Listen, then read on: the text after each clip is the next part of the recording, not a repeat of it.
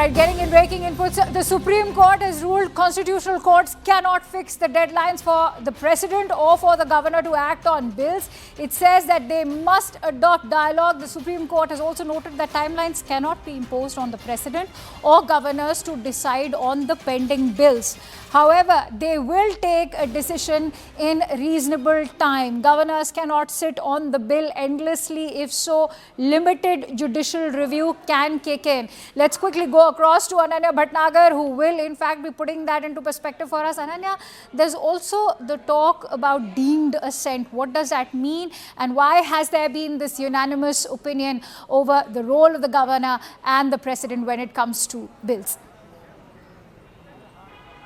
Well, all of this stems from, in fact, a presidential reference that was sent by the President of India, Draupadi Murmu, under Article 143(1) of, in fact, the Constitution of India, which gives the special powers to the President to actually give out, in fact, and seek legal opinion from the Chief Justice of India on questions of law. 14 questions of law were actually set out by the President of India for the Supreme Court to actually decide on, which included and which concerned the powers of the governors and the President and whether a timeline can be fixed. It all stems back to the Tamil Nadu government versus governor judgment, wherein a timeline was set for the president and the governor as far as deciding and giving their assent on the bill is concerned. However, the top court in its advisory jurisdiction today has very categorically stated, and it is a constitution bench of the Supreme Court which is in its advisory jurisdiction, has gone on to say very clearly that the courts cannot fix a deadline or a timeline for the governors or the president to act on the assent of bills. Not only that, it has also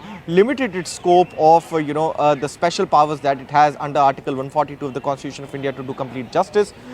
It very clearly says that it cannot override the powers of the governor or the president itself. Apart from that, what is also very crucial to note is, while saying that these timelines cannot be set out, but the Supreme Court has stated that if at all there is a prolonged delay by the governors in exercising the three options, which are under Article 200 and 201, which are: one, to give an assent to the bill; second is to withhold the powers, withhold that particular bill and send it to the President of India; and third one is that to send it back to, in fact, the Legislative Assembly by giving its own comments is something that needs to be exercised. And if at all there is a prolonged delay, there is a limited intervention that the courts can do by directing, in fact, the governor to act on these particular bills. However, it would, in fact, impinge upon the separation of powers doctrine of the Constitution of India. Ananya, there's also been a unanimous opinion on the concept of deemed assent, which the Supreme Court has now opined is it's a concept that's alien to the Constitution. Could you shed more light on that? Well, absolutely. It has stated that deemed assent is something that is, in fact, alien to the Constitution. There has to be certain act that needs to be done by the governor as far as bills are concerned. And one more important thing which the Supreme Court has reiterated is that the bill can only come under a judicial review after it becomes an act. So very clearly and amply that this scope remains to be very, very small, very, very short when it comes to a bill not being given assent by the governor or the president is concerned. Though, if at all there is a prolonged delay by the governors or by the governor, then the governor can be directed by the courts to actually interfere and to actually give out their opinion or to give assent to the bill, or in fact send it back to, in fact, the Legislative Assembly. So very clearly the Supreme Court putting its hands away from, in fact, this whole governor versus government tussle.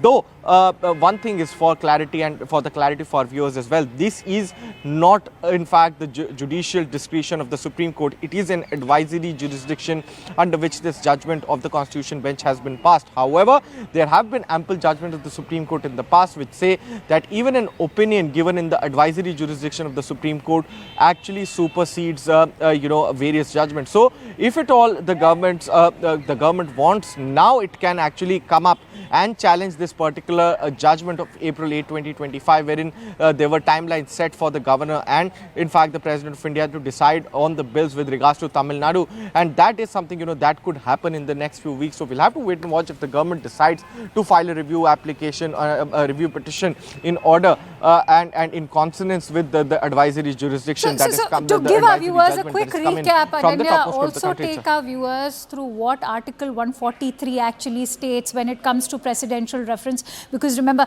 that is what President Draupadi Murmu had also referred to when she posed those questions to the Supreme Court. Well, absolutely. Any question being posed by the President of India to the Supreme Court of India, in fact, to the Chief Justice of India for that matter, is under Article 143(1) of the Constitution of India, which is with regards to the special powers vested with the President of India in order to send and to seek clarity on the questions of law from the Supreme Court. And the Supreme Court, usually creates a constitution bench to actually decide on this particular matter, whether it's the 2G matter wherein it was last sought, or today, if we talk about these 14 questions of law that President Murmu had actually pointed out to the topmost court of the country with regards to the timelines being set for, in fact, the governors and the presidents in the Tamil Nadu judgment. Very clearly, the Supreme Court has clarified that it is not necessary for the President of India to actually, seek the 143 jurisdiction in every bill that comes to it, but it can do it if at all it feels imperative in nature. All right. Many thanks to you, Ananya, for bringing us all those latest inputs.